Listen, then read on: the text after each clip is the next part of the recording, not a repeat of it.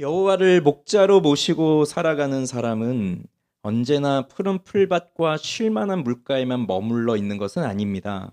그의 인생에는 사망의 음침한 골짜기를 지나가는 순간도 있습니다. 아무리 시로, 노래로, 문학적인 표현으로 사망의 음침한 골짜기라고 하는 멋진 표현을 했다 하더라도 이것을 실제로 걸어가는 길은 너무나 고통스러운 길이기 때문에 그 누구도 가고 싶어 하지 않을 것입니다. 그럼에도 여호와를 목자로 모시고 살아가는 사람은 나에게는 부족함이 없다라고 고백을 하는데 그 이유는 언제나 목자이신 여호와께서 나와 함께 하시기 때문입니다. 그래서 사망의 음침한 골짜기를 막 지나고 나온 이 양의 모습을 보면 나무에 여기저기 긁힌 상처가 있을 것이고 맹수의 위협 때문에 또는 굴러 떨어질까봐 긴장하면서 한 걸음 한 걸음 걸어왔던 발목이 이제 힘이 다 풀려서 넘어질 지경이고 그렇게 어려운 모습을 하고 나타난 이 양에게 이제 준비되어 있는 것은 상다리가 부러지도록 거대한 밥상, 진수성찬의 밥상이 차려졌던 것입니다. 그러니 그것을 생각해 보십시오. 우리 인생에 언제 끝날지 모를 시련이 있는데 그래서 속으로는 이 또한 지나가리라 노래를 부르면서 다짐을 해보지만 도저히 언제 끝날지 알 수가 없어서 고통의 긴 터널을 지나가고 있는데 드디어 그것이 끝났습니다. 끝나고 나니까 말할 수 없는 감격, 즉 주님께서 나에게 이 거대한 밥상을 차려주시고 함께 먹고 마시는 이 놀라운 은혜를 나에게 주셨으니 이 감격이 얼마나 큰 것일까요? 그래서 시인은 내 잔이 넘친다고 고백을 하는 것입니다. 그런데 내 잔이 넘치는 이유가 이 밥상 하나만은 아닙니다. 하나님께서 내게 하신 또 하나의 일이 있는데 그것은 내 머리에 기름을 부으셨다는 겁니다. 사실 밥상을 차려주셔서 함께 맛있는 밥을 먹는다는 것은 우리도 어느 정도 짐작할 수 있고 또 상상해 볼 수 있는 위로인데 기름을 내 머리에 부으셨다라고 하는 것은 사실 잘 와닿지 않아요. 우리 문화에서는 기름을 붓는다는 것 자체가 없기 때문이죠. 그러면 이 기름을 붓는다는 것은 무슨 의미일까요? 자, 우선 지금 목자가 양을 치고 있는 상황을 비유해서 노래를 하고 있는 것이니 그 목자가 양을 칠 때 언제 기름을 붓는지를 한번 생각을 해보면 좋을 것 같아요. 자, 이 양은 우리 TV나 뭐 그림이나 사진이나 이런 것으로 보는 뉴질랜드 같은 아주 초원이 펼쳐져 있고 하얗고 정돈된 깨끗한 털을 가지고 있고 그런 양 아니면 우리 양떼 목장에 잘 정돈되고 있는 그런 양의 모습을 떠올리지 마시고 팔레스타인 그 사막 건조한 사막 지역에서 살고 있는 그 양들의 모습을 떠올려 보시면 더 좋을 것 같아요. 먼지가 많고 모래가 많고 그런 곳이니까 털이 이렇게 덥수룩하게 나 있는데 자, 조엘 비키라고 하는 목사님은 그 시편 23편 책에서 이걸 뭐라고 이제 표현을 하셨냐면 여름에 이 팔레스타인 고대 근동 지역에서 여름에 양을 치는 목장에는 양들에게 세 가지 교묘하고 위험한 알지 못하게 다가오는 위험이 세 가지가 있다고 했어요. 하나는 파리입니다. 파리. 자, 여름철을 생각해 보세요. 파리가 많죠. 여러분 양을 보셨잖아요. 다 보셨잖아요. 초식 동물을 여러분 다 보셨을 거예요. 양뿐만 아니라. 근데 이 초식 동물을 잘 보면요. 먹고 싸고 수시로 쌉니다. 그러니 얼마나 파리가 많이 꼬이겠어요. 근데 이 양은 털이 길어요. 정리가 되지 않으면 아주 지저분하죠. 근데 그 파리가 그 털 속으로 들어가서 거기에 알을 까버린다는 거예요. 그럼 거기 그 알이 또 몸속으로 들어가고 그렇게 되면 이 양은 아주 위험한 상황에 빠지죠. 그러니 이 파리 같은 벌레 그게 위험으로 다가오고 또 하나는 피부병. 더운데 털로 덮여 있으니까 피부병이 생깁니다. 그리고 또 하나는 상처들. 뭐 여기저기 긁히고 했던 그 상처들이 나니까 거기에 또 다른 바이러스가 감염이 되고 이러한 위험의 요소들이 양들에게 있다는 겁니다. 지금 같은 의료 시설이 잘 돼 있고 동물들을 잘 보호하는 시설이라면 그런 것이 크게 문제가 되지 않겠지만, 다윗은 지금으로부터 약 3000년 전의 사람이니까 그 고대의 사회 속에서는 이러한 양들을 보호하기 위해서 어떻게 해야 했을까요? 파리로부터, 피부병으로부터, 또 상처로부터 보호하기 위해 가장 좋은 방법은 기름을 붓는 거였습니다. 기름을 부어서 그 기름의 향으로 파리를 쫓아내고, 그리고 상처가 난 곳에, 피부병이 난 곳에 기름을 바름으로써 치료를 해주는 것. 그게 목자가 양을 위해서 해줄 수 있는 가장 최선의 방법이었던 거예요. 그런 것을 본다면 기름을 붓는다는 것은 지금 양에게 목자가 특별한 대우를 해주고 있다는 겁니다. 그냥 일상시 평상시에 가만히 그냥 두고 있는 게 아니라 기름을 부음으로써 특별한 대우를 해주고 있다는 거예요. 그런데 이것을 사람들과의 관계로 가져와 봅시다. 그러면 사람에게 기름을 붓는다. 이건 무엇을 뜻하는 것일까요? 우리는 누군가에게 기름을 부어본 적 없으시죠? 자, 그런데 이 팔레스타인의 문화에서는, 이 건조한 사막지대의 문화에서는 기름을 붓는다는 것은 곧 환대의 의미가 됩니다. 손님을 초대하면 그 주인은 그 손님에게 정성껏 기름을 부었던 거예요. 자, 누가복음 7장에 보면 한 바리새인이 예수님을 식사에 초대합니다. 그리고 그 자리에, 그 동네에 죄인이었던 한 여자가 예수님이 그 자리에 있다는 것을 알고 향유를 가지고 와서 예수님의 발에 향유를 붓고 그 발에 입을 맞추고 했어요. 그때 예수님을 초대했던 이 바리새인은 속으로 생각하기를, 저 사람이 선지자라면, 그러니까 예수님이 선지자라면 저 여자가 누구인지를 알았을 텐데, 죄인이라는 것을 알았을 텐데 어떻게 저렇게 하는 것을 가만히 내버려 두고 있을까 하는 불평을 가지고 있었습니다. 예수님이 그 생각을 아시고 그 사람에게 뭐라고 말씀하셨냐면, 너는 내가 너의 집에 들어올 때에 내 발을 씻을 물도 주지 않았다. 그리고 내 머리에 바를 감람유도 주지 않았다. 이렇게 책망을 하세요. 그런 것을 보면 주인은 초대한 손님이 왔을 때 발을 씻어줄 물을 내주는 것, 이거 우리 많이 들었습니다. 그래서 발을 씻도록 해주고, 그 다음에 또 하나는 그 머리에 기름을 붓도록 감람유, 올리브유를 주어서 기름을 부어 주었다는 얘기이죠.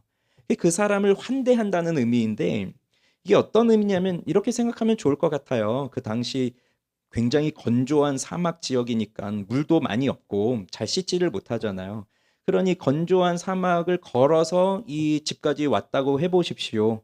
그러면 그 손님의 입장에서는 굉장히 피곤하죠. 그리고 얼굴과 몸에는 먼지가 가득 붙어 있고 얼마나 피부가 푸석푸석하겠어요. 건조하니까. 그런데 거기에 향을 딱 붓습니다. 기름을. 그러면 그 기름의 향이 나면서 피곤한 사람의 마음을 좀, 피로를 풀어주는 향이 나고, 그 다음에 이 건조함으로 푸석푸석했던 이 피부에 기름이 쏟아 부어지면서 보습제 역할을 해주는 거예요. 깔끔하게. 그래서 지금 우리로 치면 로션을 바르는 것 같이 그렇게 이제 해주는 게 기름을 부어주는 환대였다는 겁니다. 환대. 그러니 이것 또한 특별한 대우이죠. 특별한 대우. 그런데 성경에서 기름을 부었다고 하는 것이 꼭 이런 의미만은 아니에요. 또 하나의 중요한 의미가 있는데, 하나님께서 특별하게 택한 사람들을 세우실 때 기름을 부어서 세웠습니다. 하나님이 이스라엘 백성들을 택하셨어요. 그래서 이스라엘이라고 하는 나라를 부르셨는데, 이스라엘은 그렇게 큰 나라가 아닙니다. 세계 역사, 국제 정세를 뒤흔들 만한 영향력 있는 강대국도 아니었어요. 아주 작은 나라였지만 하나님은 이스라엘을 택하셔서 그 이스라엘을 통해서 이루고자 하시는 일이 있었는데, 그것은 바로 이스라엘을 통하여 살아계신 하나님을 모든 민족과 열방들에게 보여주고, 그래서 모든 민족과 열방들이 이스라엘과 함께 하나님을 예배하도록 하나님께 돌아오도록 하는 그 사명, 그것을 이스라엘에게 주셨던 거예요. 그래서 이스라엘은 그 하나님의 사명을 이루어 가기 위해서 하나님의 뜻대로, 그 하나님의 뜻을 이루어 갈 수 있도록 백성들을 이끌어갈 지도자가 필요했습니다. 그래서 하나님은 그 하나님의 뜻대로 백성들을 이끌어갈 지도자를 특별히 세 개의 직분으로 세워주셨는데 선지자와 제사장과 왕이에요. 선지자와 제사장과 왕을 세울 때 기름을 부음으로써 그 사람을 선지자로 또는 제사장으로 또는 왕으로 세웠던 겁니다.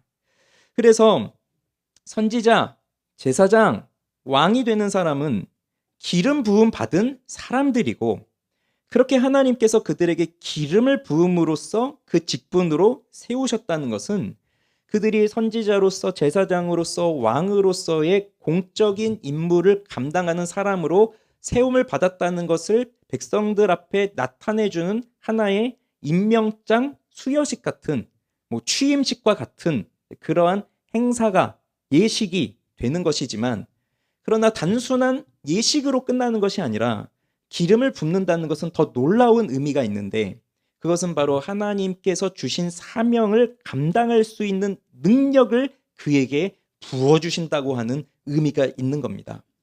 그래서 기름 부음을 받은 사람에게는 그 직무를 감당할 수 있는 능력이 주어지는데, 그건 바로 성령의 충만함을 통해서 주어지는 능력이었어요.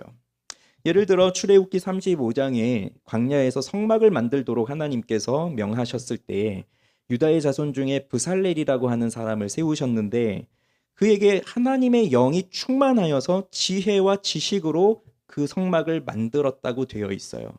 그러니 자기 혼자의 지식과 지혜로 그걸 할 수 있는 것이 아니라 하나님께서는 그것을 할 수 있도록 하나님의 영, 성령을 그에게 충만하게 부어주셔서 그 성령의 충만함으로 인한 지식과 지혜로 그 일을 해나간 것이에요.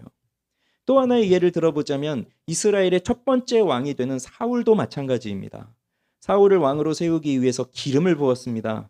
그때 기름 부음 받은 사울은 하나님의 영으로 충만하여져서 예언을 하게 돼요. 그것이 사무엘상 10장에 나오고 있습니다. 그래서 이렇게 기름을 부으셨다는 것은 곧 하나님께서 택한 자에게 정말 특별한 대우를 해주시는 것인데, 그것이 곧 성령의 충만함이에요. 그리고 이것은 다윗의 인생 속에서도 나타났던 일입니다. 다윗이 기름 부음을 받았던 사람이에요. 시편 23편은 다윗이 노년에 자신의 인생을 회고하면서 부르는 노래이니까 수많은 인생의 스토리들이 자기의 머릿속에 쑥 지나갔을 겁니다. 그런데 그 수많은 인생의 장면 중에서 자신의 인생에서 가장 중요한 사건, 자신의 인생을 바꿨던 가장 뜻깊은 일, 그걸 사진 한 장으로 골라서 내보시오라고 한다면 바로 사무엘이 와서 자신의 머리에 기름을 부었던 그 장면, 그걸 사진으로 찍을 수 있었다면 그 사진을 내놓지 않았을까요? 왜냐하면 그것이 다윗의 인생에서는 너무나 큰 변화였기 때문이에요. 사실 다윗은 3번 기름 부음을 받았습니다. 사무엘이 와서 기름을 부을 때 그때가 첫 번째였고, 두 번째는 유다 백성들이 이제 유다의 왕으로 세울 때, 사무엘하 2장에 유다의 왕으로 세울 때 그때 기름을 붓고 유다의 왕으로 세우고요. 또 좀 지나서 사무엘하 5장에서 이제 이스라엘 장로들이 온 이스라엘의 왕으로 다윗을 세울 때 또 기름을 부어서 이제 유다 지파만의 왕이 아니라 온 이스라엘의 왕이 되도록 기름을 부었어요. 이렇게 3번의 기름 부음을 다윗은 경험했지만, 그래도 가장 강렬한 기억은 당연히 첫 번째가 아니겠습니까? 우린 뭐든지 많은 것들을 경험해도 첫 번째의 기억은 잊을 수가 없잖아요. 그 첫 번째, 그 사무엘상 16장 13절에 이렇게 기록하고 있는데, 사무엘이 기름 뿔병을 가져다가 그의 형제 중에서 그에게 부었더니 이날 이후로 다윗이 여호와의 영에게 크게 감동되니라. 그렇게 기름 부음을 받고 성령으로 충만한 사람이 된 거였어요. 그걸 경험한 겁니다, 다윗은. 그래서 이날 이후로 다윗은 다른 사람이 되었어요. 하나님께서 왕으로 세우겠다라고 하는 그 사명을 받았고, 그 사명을 감당할 수 있는 능력을 받았습니다. 그런데 성령의 임하심은 단순히 일만 할 수 있는 능력을 주셨다는 것이 아니라, 기름 부음을 받고 성령의 충만함을 받은 사람은 성령의 역사, 자신 안에 내주하시는 성령의 역사를 통하여 하나님을 더욱 알게 되고 하나님을 더욱 사랑하게 되고 하나님과 누리는 교제의 기쁨, 사귐의 기쁨이 무엇인지를 알게 되는 그 은혜를 성령으로 충만한 사람에게는 주셨던 거예요. 사실 사람과 하나님과의 관계는 사람의 범죄로 인하여서 멀리 떨어졌습니다. 그건 그 무엇으로도 메꿀 수 없어요. 하나님조차도, 전능하신 하나님조차도 죄인과 함께 하실 수 없습니다. 하나님은 거룩한 분이시기 때문에 그렇죠. 그런데 거룩하신 하나님은 거룩한 사람들과 만날 수밖에 없지만 우리 주 예수 그리스도께서 우리를 위하여 십자가에서 피 흘려 죽으시고 그 피값으로 우리를 사시고 우리를 그 멀어진 하나님과의 그 멀어진 거리를 다시 메꾸어 주시도록 다시 하나님을 만날 수 있도록 그 관계를 회복시켜 주시는 그 연결의 끈이 바로 성령께서 하시는 역할이었어요. 그래서 성령이 충만하게 됨으로써 우린 멀어졌던 하나님과의 관계가 다시 가까워지게 되는, 하나님을 만나게 되는 은혜가, 축복이 성령을 통해서 주어지는 겁니다. 다윗이 기름 부음을 경험하고 그것을 누렸던 사람이에요. 기름 부음을 받고 하나님을 만나는 그 은혜를 실제로 누렸던 사람이 다윗이에요. 그걸 생각하면서 기름을 내 머리에 부으셨으니 라고 노래를 한다면 우리가 이게 무슨 의미인지 전혀 모르는 상태에서 기름을 내 머리에 부으셨구나 하는 것하고는 이제 차원이 다른 거죠. 다윗이 생각하는 그 감격은요. 이루 말할 수 없는 감격입니다. 그렇지만 다윗이 기름 부음을 받고 성령의 충만함을 받았다 할지라도 기름 부음 받은, 성령 충만함을 받은 다윗의 인생은 결코 평탄하지 않았습니다. 우리는 마치 성령으로 충만하게 되면 내가 원하는 바를 다 이룰 수 있다고 생각을 해요. 그런 오류에 빠지기가 쉽습니다. 성령 충만하면 만사형통하게 되어서 내가 모든 걸 다 할 수 있다. 내 길은 다 이제 평탄하게 형통하게 다 된다. 이렇게 생각하기가 쉬워요. 그래서 예전에 어느 교회 이야기를 들었는데 잘 섬기던 구역장이 그만두셨대요. 왜 구역장을 그만두셨나 얘기를 들어보니 남편이 실직을 했다는 겁니다. 남편이 실직했는데 구역장을 그만둘 이유가 될까요? 근데 그 교회 분위기는 그런 거였어요. 리더로 영혼들을 섬기는데 그러면 성령으로 충만한 사람이어야 하고, 그렇게 하나님을 섬기는 사람들은 하나님이 복을 주시니 당연히 남편이 승진하고 잘 나가야지 어떻게 실직을 할 수 있냐. 이건 하나님이 복을 주시지 않은 것이다. 그 사람은 기도하지 않는 사람이다. 이런 인식이 있어서 구역원들 볼 면목이 없어서 그만두었다고 해요. 그러니 이런 인식이 바로 성령 충만하면 직장에서 승진하고 건강하고 재물의 축복이 있고 자녀들이 잘 되고 성공만 해야지 그게 하나님이 주시는 축복이라고 생각하는 것인데 사실 그렇지 않습니다. 성령으로 충만한 사람들은 만사형통이라고 하는 개념이 그 자기가 원하는 대로 다 되는 게 그게 만사형통이 아니에요. 나중에 기회가 되면 또 이 부분에 대해서 더 자세히 말씀드리겠는데 여기서 이제 또 하게 되면 늦게 끝나니까 제가 참도록 하겠습니다. 교회를 열심히 섬기는 사람에게는 어려움이 있어요. 리더라도 구역장이라도 교역자라도 섬기는 사람들에게는 늘 어려움이 있고 그 어려움이 있다는 건 또 하나님께서 또 주시는 고난이고 시련이죠. 그게 하나님이 축복하지 않으셔서가 아니라 하나님이 함께 하지 않으셔서가 아니라 하나님이 함께 하시기 때문에 또 그런 일이 있는 것이고요. 그리고 그 순간은 바로 하나님께서 나를 특별 대우해 주시는 순간이다. 그렇게 생각하시면 돼요. 그래서 우리가 건강한 공동체라고 한다면 그렇게 어려움에 처한 사람들이 아유 얼마나 기도를 안 했으면 저렇게 하나님이 복을 안 주셔 하고 지나가는 게 아니라 아 정말 힘드시겠군요 하면서 하나님 안에서 함께 기도하고 격려하고 함께 세워져 가는 것이 그게 아름다운 건강한 공동체의 모습이죠. 그러니 내 인생에 뭔가 좀 어려움이 있다고 해서 부끄러워하실 필요가 없습니다. 우린 다 그 어려움을 겪으면서 살아가는 것이고 그게 사망의 음침한 골짜기를 지나가는 것과 같다 할지라도 하나님은 그 순간에도 지팡이와 막대기로 나를 지켜주고 계시기 때문에 그게 또 나의 위로가 되는 거예요. 다윗의 경우를 보십시오. 그가 기름 부음 받지 않았다면 그는 이런 인생을 살아갈 이유가 없었습니다. 기름 부음 받지 않았다면 그의 아버지조차도 기억하지 못하잖아요. 사무엘이 기름 부으러 왔을 때 자기 막내 아들은 생각도 안 하고 있어요. 그만큼 부모조차도 생각하지 못하는 그런 외딴 아들이 되어서 그 막내 아들이 되어서 들판에서 양을 치면서 살아가는 그 양치기로 살았겠죠, 평생을. 물론 양치기의 인생이 그 인생도 쉬운 인생은 아니었을 겁니다. 육체적으로 굉장히 고단한 삶을 살 수밖에 없었죠. 그렇지만 성령의 충만함, 즉 기름 부음을 받고 난 이후로부터는 다윗의 인생이 바뀌었는데 다윗을 싫어하는 사람들이 굉장히 많아졌고요. 미워하는 사람들이 너무 많아졌어요. 원수들이, 적들이, 그러니까 다윗을 대적하는 적들이 너무 많아져서 다윗을 죽이려고 술수와 음모를 꾸미고 그게 평생토록 이제 이어진 삶이에요. 다윗이 죽을 때까지.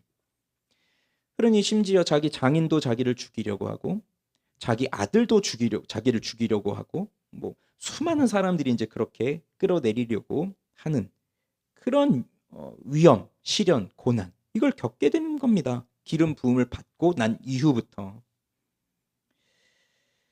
그러니 성령의 인도함을 받는 삶은 오히려 더 많은 위험과 더 많은 위기가 들이닥치는 인생을 산 것이고 이건 다윗만 그런 것이 아니라 성경에 나오는 수많은 모든 하나님의 사람들, 하나님의 종들, 예수 그리스도를 위해 살아간 사람들을 보면 다 그러하였고요.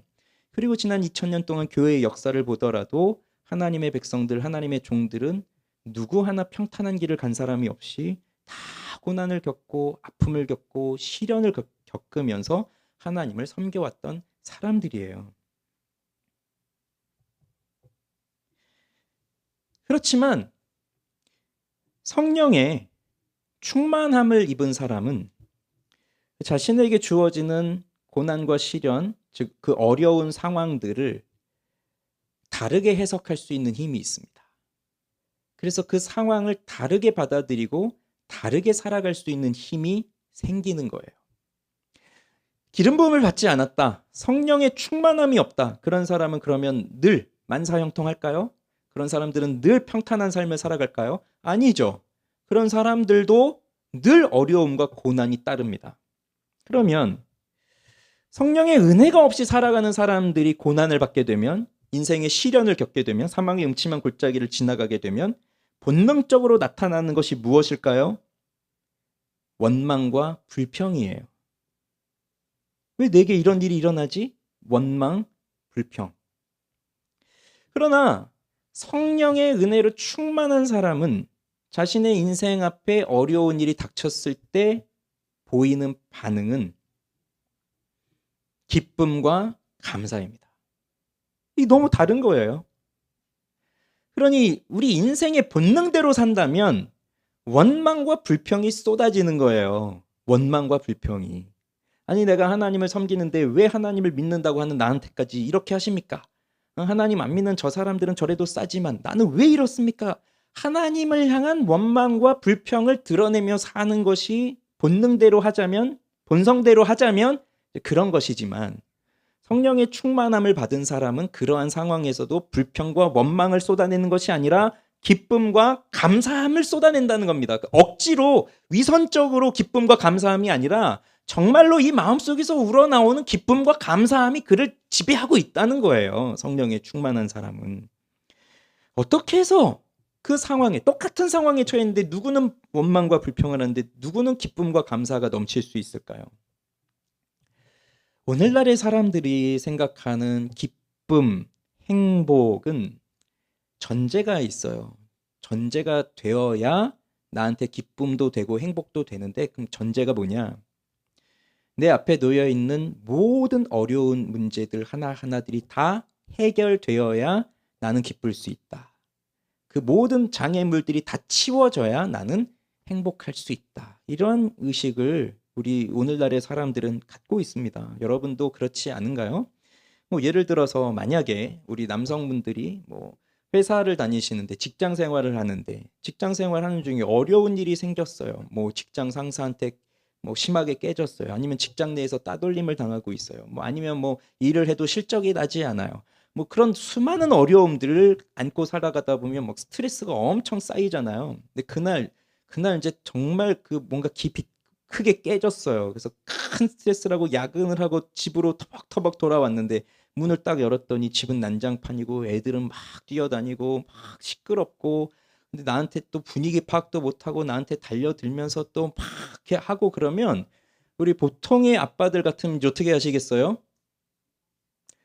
여기 계신 분들은 다 보통의 아빠들이 아니시고 이제 성화에 충만한 분들이, 성화가 잘 되신 분들이어서 전혀 공감이 이루어지고 있지 않은데 짜증이 나는 거죠. 화가 나고 그럼 저리 가, 시끄러워, 들어가서 잠이나 자, 뭐 이렇게 이제 하지 않겠어요?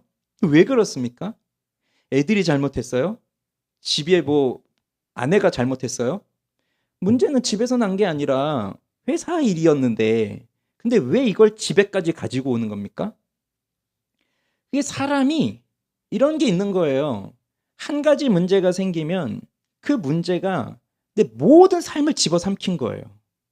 사실 그거 회사 일 하나인데 그렇게 보면은 내 인생에 있어서 아주 작은 일부분이잖아요. 근데 이게 나를 집어삼킨 거예요. 그래서 모든 것에 모든 문제가 다 돼버린 거예요. 가정 문제, 뭐 건강 문제, 뭐 할 것 없이 그 하나의 문제가 그걸 통째로 삼킨 겁니다. 그래서 집에 돌아왔는데 애들하고 기쁘게 감사하게, 아내하고 감사하게 뭐 즐겁게 이렇게 하는 게 아니라 막 화가 이렇게 나가지고 그냥 건드리면 팡 하고 폭발하는 그 상태가 돼버린 거죠. 애들이 잘못한 건 없어요. 근데 상태가 좋을 때는 딱 그 똑같은 상황에서도 문 열고 딱 들어와서 애들이 막 시끄럽고 뭐 한다면 그때 자기도 같이 신나서 같이 막 놀고 이랬던 아빠인데 그날은 왜 그러는 겁니까? 문제 하나가 자기 인생을 통째로 집어삼켰기 때문에 그래요. 그게 우리 보통의 사람들이 착각하고 있는 거예요. 그래서 이건 정말 내 인생에 놓인 극히 일부분의 문제일 뿐인데 이걸 크게 확대시켜서 이게 내 모든 문제라고 생각하는 거죠. 그래서 이거 하나가 치워지지 않으면 나는 행복하지 않아. 이게 해결되지 않으면 난 불행한 사람이야. 난 원망이 가득해. 불평으로, 짜증으로 가득 찼어. 이렇게 되는 거예요. 그럼 사실 아이들이 기뻐하게 놀고 있고 뛰어놀 수 있다는 건 얼마나 감사한 일이에요. 그렇게 아이들이 놀 수 있는 환경이 다 만들어져 있는 것이고 그것도 하나님이 주신 축복이니까. 그런데 그걸 보지 못하는 거죠. 내 앞에 있는 어려움 이 하나가 사라지지 않으면 나는 기쁠 수 없다라고 하는 세상의 정신이 우리가 살고 있는 이 시대에 판치고 있습니다. 그런 상황 속에서, 그런 세상 속에서 우리가 살아가고 있으니까 기쁨이 없죠. 삶의 만족이 있을 수 있겠어요? 잠깐은 있을 수 있을 거예요. 뭐가 하나 딱 치워졌을 때. 근데 문제는 우리 인생에 문제가 하나가 아니잖아요. 그리고 진짜 문제는 진짜 문제는 그 문제들이 터질 때 동시다발적으로 터진단 말이에요. 그냥 하나 터지고 그 다음에 한 6개월 쉬었다가 그 다음 또 하나 터지고 뭐 이런 게 아니라 어려움이 닥칠 땐 하나 터졌을 때 동시에 여기저기서 빠바바바방 하고 터지니까 그걸 정신 못 차리고 있는 건데, 그러니 뭐 우리가 하나 치웠다고 해서 만족할 수 있겠어요? 연속되는 어려움인 거예요. 끊임없이 죽을 때까지 절대로 만족함이 없이 사는 겁니다. 기쁨 없이 사는 거예요. 늘 원망과 불평이에요. 그렇지만 성령께서 내 마음에 충만한 사람은 어떻다는 거예요? 그렇게 어려운 일이 하나 있고 또 거기에 뭐가 하나 또 겹쳐져서 동시다발적으로 뭐가 터졌다 하더라도 성령으로 충만한 사람은 내 안에 성령께서 거하시는구나. 그래서 내 안에 예수 그리스도가 내 안에 거하시는구나. 그래서 내가 비록 사망의 음침한 골짜기를 지나가는 것과 같은 너무나 시련으로, 너무나 고생으로, 힘든 일로 가득 찬 삶을 살아가고 있는 그 순간에도 하나님은 그 원수들 앞에서 나를 위하여 거대한 밥상을 차려주셔서 함께 먹고 마시고, 그리고 내 머리에 기름을 부어주심으로써 지금 나를 그 어느 때보다도 특별한 대우를 해주고 계시는 분이었다라고 하는 것을 알고 있는 사람이에요. 그걸 알고 있기 때문에 지금 내 인생에 놓인 이 하나의 문제, 이게 내 인생 전체를 좌지우지할 수 없다. 이건 그냥 일부분일 뿐이다. 그리고 이것이 지나면 또 하나님은 더 좋은 길로, 선한 길로 인도하실 것이다. 그래서 내 평생의 선하심과 인자하심이 반드시 나를 따를 것이다. 이것을 알고 있는 사람이에요. 그러니 그 하나의 일로 넘어지고 쓰러지고 원망하고 불평하고 그러지 않는다는 거죠. 기쁨이 있다는 겁니다. 그 기쁨의 근원이 어디서 나오는 건데요? 우리 지난주에도 말씀드렸듯이 예수 그리스도 안에 있을 때예요. 예수 그리스도가 내 안에 거하시기 때문에 나는 기쁨이 있고 감사함이 있는 거예요. 그러니 지금 나를 그렇게 원망과 불평 속으로 집어삼키우려고 시도 때도 없이 공격하고 거짓말하고 속이고 참소하는 그 원수들 무리 앞에 내가 지금 놓여 있는 이 상황에서도 하나님은 그 원수들 앞에서 내게 밥상을 차려주시고 그 원수들 앞에서 내게 기름을 부어주시기 때문에 나는 특별한 보호를 받고 있다. 이걸 알고 있는 사람입니다. 그러니 그 순간에 감사가 넘치는 거예요. 기쁨이 넘치는 거예요. 그리고 이걸 진짜로 삶에서 경험을 해 나가는 사람이에요. 설교를 이렇게 듣잖아요. 그러면 설교를 들으면서 야, 그거는 뭐 그래요. 좋은 얘기다. 아유, 그래. 너무 좋다. 은혜롭다. 아유. 근데 그건 비현실적이야. 성경이니까 그렇게 쓰였지. 다윗이니까 그렇게 살았지. 내 주변에 둘러보니 그렇게 사는 사람 아무도 없어. 그렇게 생각하고 지나간다면 이건 영원히 모를 이야기예요. 그러나 성경이 우리한테 그냥 이상적인 얘기만 쓴 게 아니라 성경은 가장 현실적입니다. 성경에 주어져 있는 이 말씀은 다 우리에게 실제적으로 주어지는 말씀이에요. 그래서 다윗도 여호와의 선하심을 맛보아 할지어다. 책상에 앉아서 책 읽으면서 아는 게 아니에요. 그냥 책상에 앉아가지고 성경책이나 읽고 있으면 알 수 있는 게 아니에요. 삶에서 맛을 보는 거예요. 그러려면 시련이라고 하는 백그라운드가 있어야죠. 그리고 그 배경 속에서 내가 흔들리지 않는 믿음을 갖고 주님을 바라보면서 살았을 때 주님께서 베풀어 주시는 막대기와 지팡이로 내가 보호받고 인도받고 한다는 것을 알고 그리고 차려주신 밥상을 그 말씀의 밥상을 먹으면서 나를 이렇게 기름 부어주시면서 치료하시고 고쳐주시고 성령의 충만함을 주시는 하나님의 놀라운 일들을 내가 경험하는 이게 있어야 되는 거죠. 그러니 아무리 백날 책만 읽어보십시오. 성경만 읽는다고 해보세요. 근데 난 아무것도 하지 않고 있어요.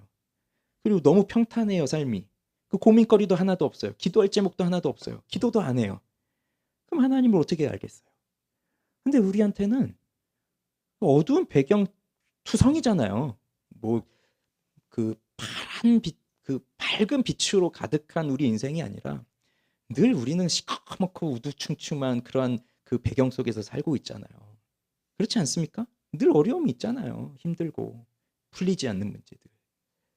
그런데 다이아몬드 뭐 여러분 그 결혼 반지 맞추러 가고 뭐 할 때 다이아몬드 이렇게 보러 가면 그냥 이렇게 아무데나 이렇게 그 유리 그냥 투명한 데다 그런 데다 딱 주는 게 아니라 검정색 천을 딱 깔고 거기다 딱 보여주잖아요. 빛을 비추면서.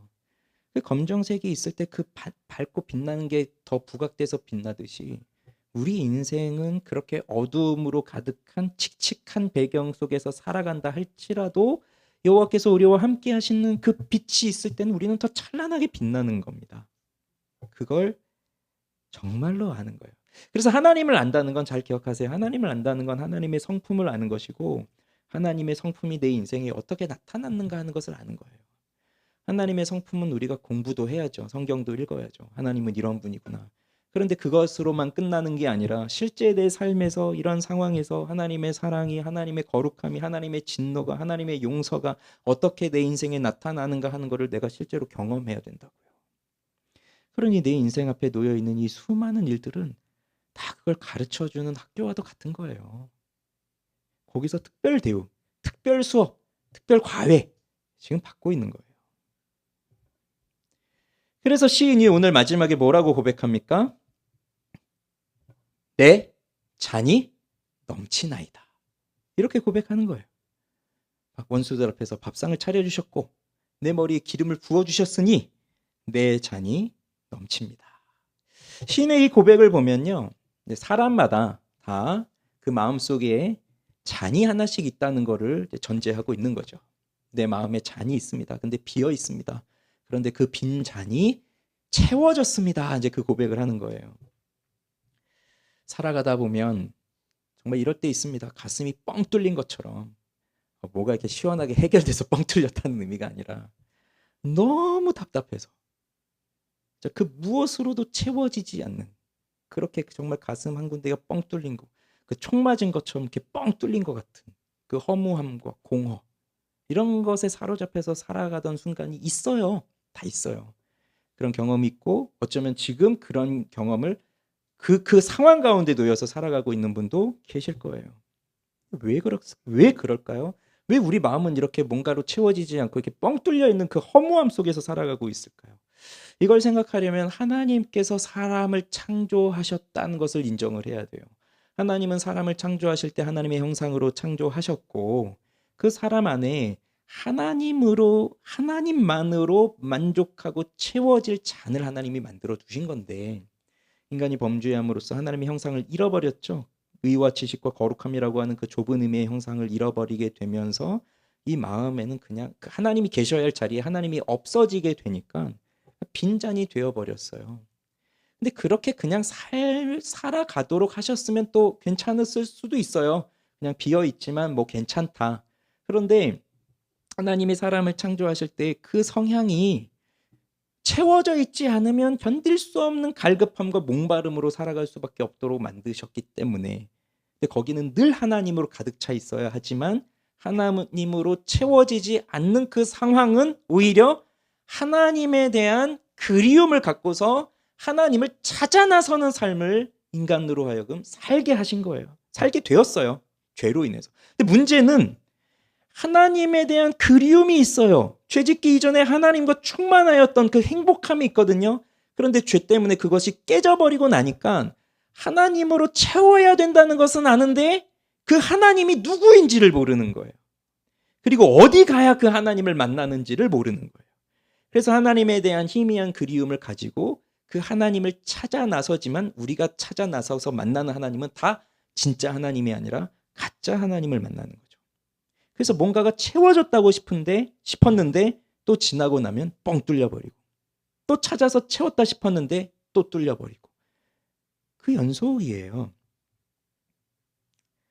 그래서 사실 우리의 회복은 내 마음의 잔이 비어 있다는 것을 아는 것에서부터 시작하는 거예요. 어떤 사람은 살아가면서 내내 내 잔은 가득 채워져 있습니다 하면서 사는 사람도 있어요. 그런 사람은 뭐 부족함이 없는 사람이죠. 정말 살면서. 그래서 다 만족하면서 사는 거예요. 뭐 부족함이 있겠지만 대수롭지 않게 여기겠죠. 그리고 평생 그렇게 살다가 죽는 것이겠죠. 그런데 정말 진정으로 내 잔이 채워졌는가, 그건 고민하지 않는 사람이죠. 그러나 내가 지금 내 마음에 있는 잔이 비어 있다, 난 지금 공허하다, 허무하다, 인생을 이렇게 살아서 뭐 하나, 이런 생각, 이런 고민 한 번이라도 해봤다면, 그럼 지금 나는 채워지지 않았다는 걸 나도 인정한 거잖아요. 그러면 거기는 무엇으로 채워야 할까요? 예레미야 선지자가 이스라엘 백성들의 죄악을 두 가지를 지적했어요. 하나가 생수의 근원이 되는 나를 버린 것, 즉 생수의 근원이 되시는 하나님을 버렸다는 거예요. 그리고 또 하나는 너희가 스스로 웅덩이를 팠는데 저축하지 못할 터진 웅덩이를 판 것이다. 이것이 이스라엘 백성들의 두 가지 죄악이었어요. 여러분, 우물을 보신 적 있으십니까? 어렸을 때 시골에 가서 우물을 봤는데 뚜껑을 열어보니까 정말 그 밑에서 그런 거 본 적이 없잖아요. 뭐 TV 사극에서 이렇게 물 끌어내고 이러나 봤지 그 속에는 어떻게 생겼는지 몰랐는데, 보니까 정말 그 밑에서 물이 펑펑펑하고 계속 솟아오르더라고요. 아, 이게 우물이구나 하는 걸 깨달았는데, 그러면 그게 생수의 근원이 되는 거잖아요. 거기서 샘이 돼서 솟구쳐 오르는데 물이, 그러니까 계속 깨끗한 물을 유지할 수 있겠죠. 근데 그걸 막아버린 거예요. 덮어버렸어요. 그 샘이 나오지 않도록. 그게 하나님을 버렸다는 거예요. 생수의 근원이신 하나님을. 그러니 어디에서도 물이 뽀금뽀금뽀금하고 새로 나오질 않아요. 그러니 어떻게 해요? 물이 필요하잖아요. 그러니 이제 땅을 파야죠. 파서 다시 샘을 찾아야 되잖아요. 땅을 파는 거예요. 웅덩이를 파는 거예요. 그런데 웅덩이를 파는데 뭔가 좀 나오는 것 같아요. 그래서 잘 팠다 했는데 금방 사라져요. 왜? 저축하지 못할 터진 웅덩이를 판 거예요. 아무리 파도 구멍이 뚫려가지고 다 새어 나가는 거예요. 그게 이스라엘 백성들의 어리석음이었다고요. 그러니 생수의 근원이신 하나님을 버린 것과 저축하지 못할 터진 웅덩이를 팠다는 것은 내가 하나님을 더 이상 찾지 않는다. 그걸 뜻하는 것이고, 하나님 말고 다른 것이 나를 채워줄 것이다 라고 하는 그 막연한 기대감을 갖고 살아가고 있는 걸 보여주는 모습이에요. 그럼 우리는 어떻습니까? 정말 하나님 외에 다른 것으로는 채워질 수 없습니다. 오직 하나님만이 나의 빈잔을 채워주실 수 있습니다. 이렇게 인정하고 그렇게 하나님을 찾고 있습니까? 아니면 하나님이든지 누구든지 먼저 채워주시기만 하면 됩니다 하고 뭐 이것도 찾고 저것도 찾고 그런 인생을 살아가고 있습니까? 만약에 내 마음의 빈잔은 하나님만 채워주실 수 있습니다 라고 그걸 인정하는 사람은 하나님을 의지해야 돼요. 하나님을 의지해야 돼요. 우리는 아직도 빈잔을 갖고 살아가고 있습니다. 채워지지 않는 빈잔을 갖고 살아가고 있습니다. 그리고 그 빈잔을 어떻게든 채우고 싶어 합니다. 그런데 어떻게 채워야 되는지를 모르겠습니다. 그래서 사람들은 계속해서 감각적인 것을 의지해요. 감각적인 것에 호기심을 가져요. 그래서 이걸 좀 해볼까? 이거 해보면 재밌을까? 이거 해보면 즐거울까? 그러니 세상적인 즐거움에 빠지는 거예요. 뭐 극단적인 나쁜 거, 마약 같은 그런 거 말고도요. 그냥 우리가 단순한 일상의 삶에서 뭐 맛있는 것 좀 먹어볼까? 좋은 것 좀 먹어볼까? 뭐 좋은 것 좀 입어볼까? 좋은 데 좀 가볼까? 뭐 이런 것들을 생각하는 것들도 어찌 보면 내 채워지지 않는 빈잔을 채우기 위해서 내가 그렇게 찾아다니고 있는 거예요. 어디 가면 더 맛있을까? 어디 가면 더 즐거울까? 어디 가면 더 행복할까? 그러면서 먹고 마시고 즐기고 그것으로 나를 채워보려고 하는 거예요. 근데 그렇게 먹고 마시고 채우고 그럼 돌아오는 건 뭐였어요? 뻥 뚫려 있으니까 또 다 빠져나갔어요. 남아있는 게 없어요. 그럼 어떻게 해요? 또 찾아야죠. 또 맛있는 데 먹으러 가야 되고 또 뭐 마시러 가야 되고 뭐 계속 다녀야 되는 거예요. 근데 그것도 피곤하잖아요. 자꾸 다녀보면. 그러니 어떤 사람은 이걸 또 이제 좋은 방향으로 찾아가지고 그럼 이렇게 나를 위해서 뭐 돈 쓰지 말고 나를 위해서 내 만족을 위해 쓰지 말고 다른 사람을 위해서 좀 써보자 해서 구제도 하고 선행도 하고 뭐 돕는 역할도 하고 사회 봉사도 하고 뭐 이렇게 살아가는 걸로 나를 채워보려고 하지만 그것도 복음 안에서 이루어지지 않으면 잠시뿐이에요. 지나고 나면 또 허무해요. 자기한테 돌아오는 만족은 그때뿐이에요. 사람들이 한번 박수 쳐준 거 그리고 나면 끝이에요. 그러니 이 빈 잔은 무엇으로 채울 수 없어요. 하나님과의 관계로만 채워지는 잔이에요. 그런데 여러분, 우리가 그리스도인으로 살아가고 있지만 그런데 우리는 영적인 침체에 빠질 때가 있어요.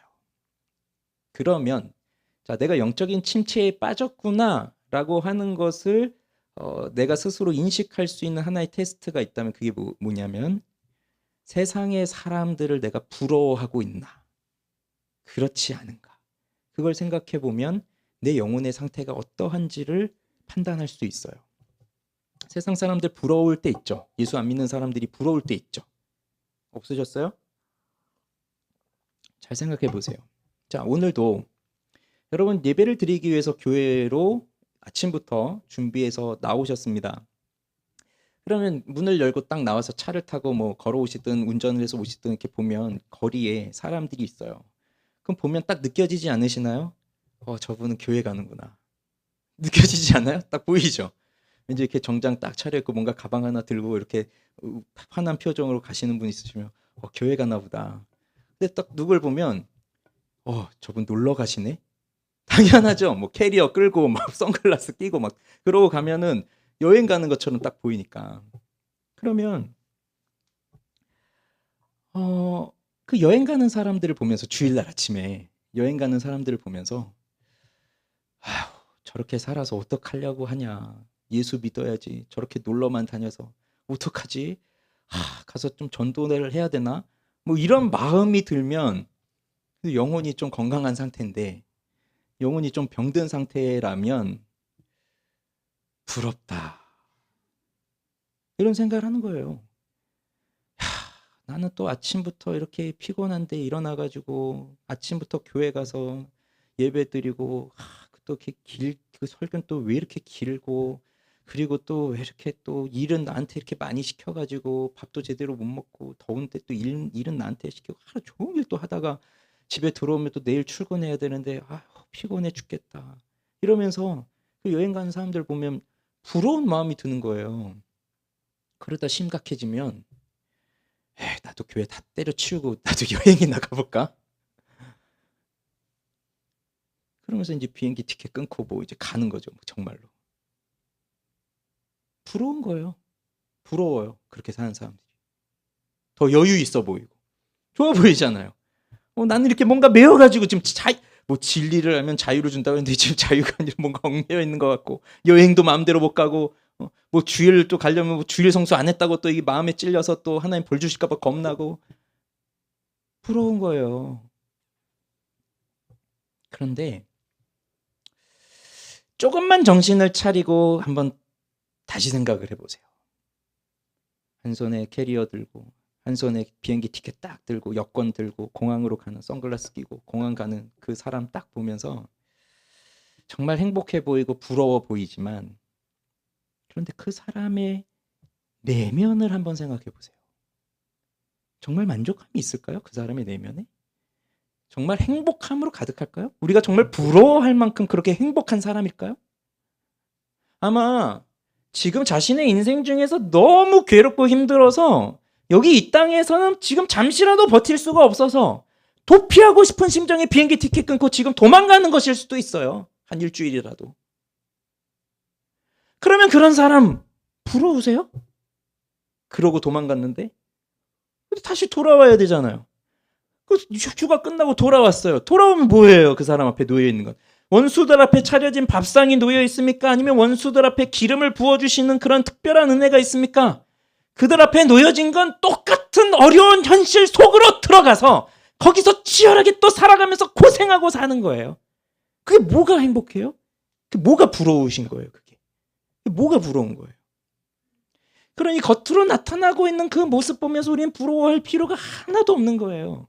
겉으로 볼 땐 좋아 보이고 부유해 보이고 또 평안해 보이고 다 갖춘 것 같고 정말 인정받은 것 같고 그렇게 살아서 나도 저렇게 한번 살아보고 싶다. 나도 저렇게 여행 다니고 나도 좀 저렇게 여유 있게 돈도 쓰고 나도 좀 저렇게 살아보고 싶다라고 하지만 그 내면을 들여다보면 그 속에 엄청난 뻥 뚫린 구멍이 커가지고 그걸 메꾸려고 여행 다니고 그거 메꾸려고 돈 쓰고 그거 메꾸려고 돈 벌고 그러고 살아가고 있는 거예요.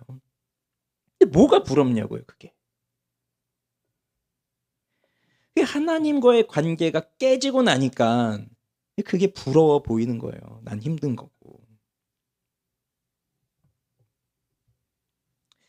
그래서 우리 영혼의 빈잔이 하나님으로만 채워진다라고 하는 것을 경험해 보지 못한 분은 죄송하지만 하나님을 못 만난 거예요. 근데 우리가 여기 교회 나왔잖아요. 여기 예배드리고 있단 말이에요. 여행 가고 싶은 그 유혹을 끊고 정말 교회를 나왔어요. 근데 여기서 보면 다 좋아 보여요. 다. 옆에 분 봐보세요. 다 좋아 보여요. 그죠? 설령 졸더라도 좋아 보여요. 예배 나왔잖아요. 근데 사실 목회자도 느낌은 있어요. 이분 상태가 지금 안 좋구나. 지금 영적으로 좀 어렵구나. 시험에 들었구나. 근데 정확하게는 알 수 없잖아요. 내가 그 사람의 내면을 잘 모르니까. 누가 알아요? 자기가 아는 거예요. 자기가. 내 영혼의 상태가 이렇구나. 내 지금 영혼의 모습이 이렇구나. 이거는 자기가 알아요. 그러면 자기가 알면 지금 내가 내 영혼의 빈잔을 정말 채우고 싶다라고 하는 그 갈급함이 생겼다면 하나님 앞에 용기를 내서 구해야 돼요. 근데 그걸 안 한다고요. 그냥 와서 다 좋아 보이는 척만 하고 있는 거예요. 그냥 좋아 보이는 척. 그리고 끝나고 집에 가면 아무 문제 없거든요. 근데 여기 와서 내가 힘들고 어렵다는 것을 나타내려면 그 얘기도 해야죠. 어려운 상황에 대해서 또 솔직하게 말도 해야죠. 그게 힘들잖아요. 안 하게 돼요. 그러면 자꾸 우리를 포장하는 거죠. 아, 저분은 채워져 있구나, 채워져 있구나. 그렇게 포장이 돼 있으면 또 교회에서 일 시킨다고요. 구역장 좀 하시죠. 교사 좀 하시죠. 저기 우리 식사 준비도 좀 하시고, 이따가 우리 여기 창문 저거 붙일 건데 집에 가지 마시고 꼭 저 사다리 타고 올라가, 밑에 하지 마시고 저 꼭 사다리 타고 올라가셔서 저 위에 제일 힘든 거 하셔야 돼요. 왜냐면 다 좋아 보이니까, 너무 좋아 보이니까 시킨다고요. 그러면 속으로 이제 무슨 생각 들어요? 왜 나만 시켜? 또 힘들어. 그러니 하나님 앞에 용기를 내서 나아가야 돼요. 도와달라고. 다윗을 보세요. 다윗이 그렇게 하나님을 만난 사람입니다. 기름 부음을 받았고 성령으로 충만한 사람이 되었어요. 그런데도 허무함이 찾아와요. 그래서 다윗이 뭘 했어요? 그 순간에 하나님을 찾지 않고 밧세바라고 하는 여자를 찾았어요. 그러니 구멍이 더 커져 버렸어요. 그러니 아예 처음부터 하나님을 모르고 기름 부음 받은 경험이 없고 자기 마음대로 살던 사람이 이 허무함을 찾아버리고 여자를 찾은 게 아니라 하나님의 은혜를 받고 성령으로 충만하고 그 누구보다도 하나님을 깊이 알고 있었던 이 사람이 그 한순간의 허무함을 하나님을 찾는 것으로 해결하지 못하고 여자를 찾았단 말이에요. 성령의 충만함을 받은 사람도 이러한 죄의 유혹들이 있고 실제로 죄에 빠져요. 그런데 다윗이 뭘 했어요? 다윗은 그냥 거기서 자포자기한 심정으로 그냥 다 포기하고 산 게 아니라 이게 하나님이 너무나도 싫어하시는 끔찍한 죄라는 걸 알고 철저하게 하나님 앞에 회개하는데, 그때 회개할 때 뭘 구했냐면 내게서 성령을 거두지 마시옵소서. 이 시편 51편에 나오잖아요. 내게서 성령을 거두지 마시옵소서. 다윗은 너무 잘 알았어요. 자신에게 성령이 충만했지만 이 범죄함으로 인하여 하나님과의 관계가 단번에 끊기고 아무리 예배를 드리고 제사를 드려도 하나님이 받지 않으시는 것을 경험하면서 그 비참함을 깨달았고, 그러면서 그 성령이 떠났을 때의 비참한 모습, 전임자였던 사울이 너무나 잘 보여주었잖아요. 성령이 떠나고 나면 어떻게 된다고 하는 것을 너무 잘 알았던 거예요. 그래서 성령을 내게서 거두지 마옵소서, 그렇게 구했던 사람입니다. 그러니 그는 하나님의 은혜를 더 사모하게 되어서 이제는 세상의 꾸정물 가지고는 나를 채울 수가 없구나, 이건 하나님의 은혜만으로 채울 수밖에 없구나, 그걸 알게 되었어요. 그래서 다윗은 이제 그에게 유일한 즐거움은 하나님 앞에 나아가서 그 말씀, 그 율법을 묵상하고 생각하고 그 말씀대로 살아가고, 그러면서 그가 발견하는 하나님의 놀라운 성품과 그 하나님의 놀라운 성품이 자기를 감싸주고 계시는 그 은혜들을 체험해 갈 때 이게 너무 기쁘고 즐거운 걸 발견한 사람이에요. 그가 왕으로서 모든 걸 다 가졌잖아요. 권력도 있죠, 명예도 있죠, 재물도 있죠, 뭐 여자도 많죠. 그 많은 걸 가졌지만 그 어떠한 것도 그에게는 즐거움을 주지 못했어요. 하나님만이. 그래서 내 잔이 넘치나이다 라고 고백을 할 수 있었던 겁니다. 우리의 빈 잔이 가득 채워진다는 걸 우리는 어떻게 할 수 있을까요?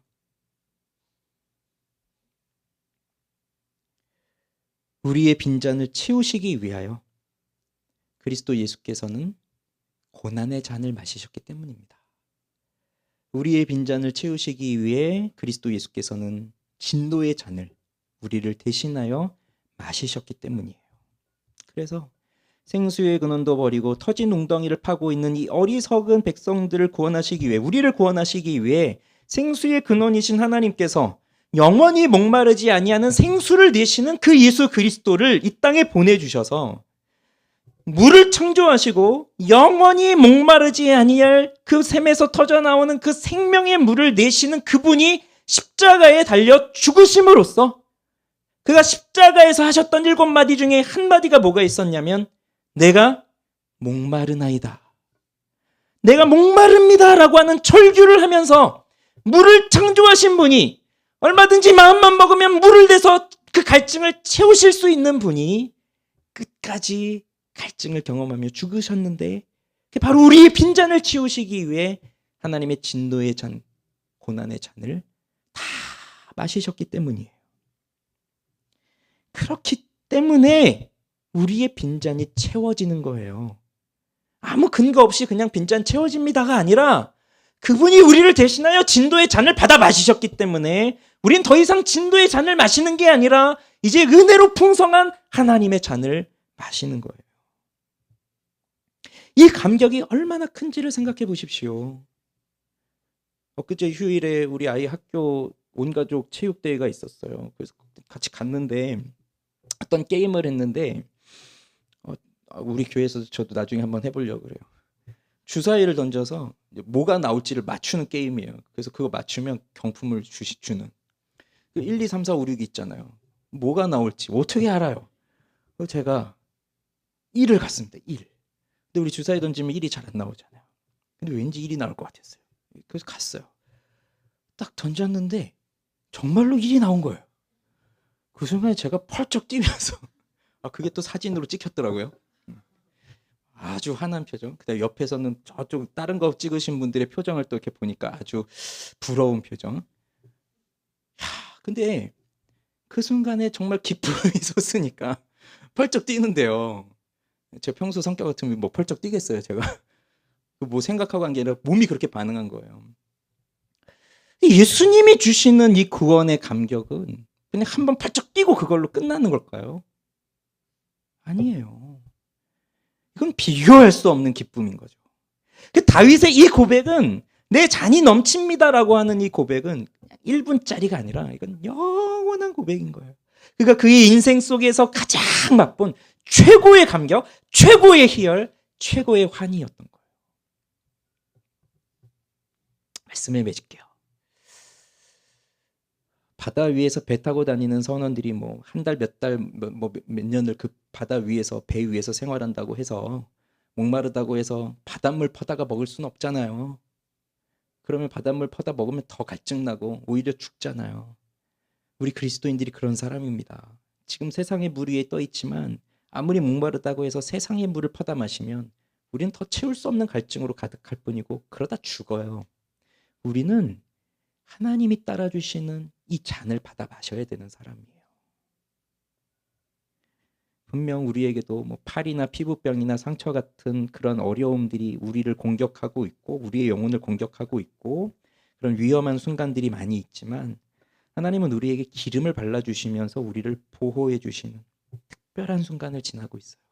양이 그 기름 발라줄 때, 목자가 기름 발라줄 때 양은 싫어한다고 해요. 그 냄새가 되게 역해가지고, 그러니까 파리를 쫓아낼 만한 냄새니까 양도 싫은가 봐요, 그 냄새가. 근데 양은 모르잖아요. 목자가 와서 이렇게 막 기름 부어주고 하니까 왜 이렇게 나를 괴롭혀? 막 그렇게만 생각할 뿐이겠죠. 우리도 마찬가지예요. 우리도 인생을 살아가면서 하나님이 우리 가운데 주시는 모든 삶들이 막 힘들고 어려우니까 왜 이러셔? 왜 이러셔? 그럴 때도 있지만 그런데 이건 우리를 특별하게 대하시는 특별한 환대라는 것을 기억하시고 우리 찬양에 이런 가사가 있습니다. 내 앞에 바다가 갈라지지 않으면 우리는 항상 바다를 갈라주셔야 된다고 생각하는 거거든요. 하나님이면 바다를 갈라주셔야죠.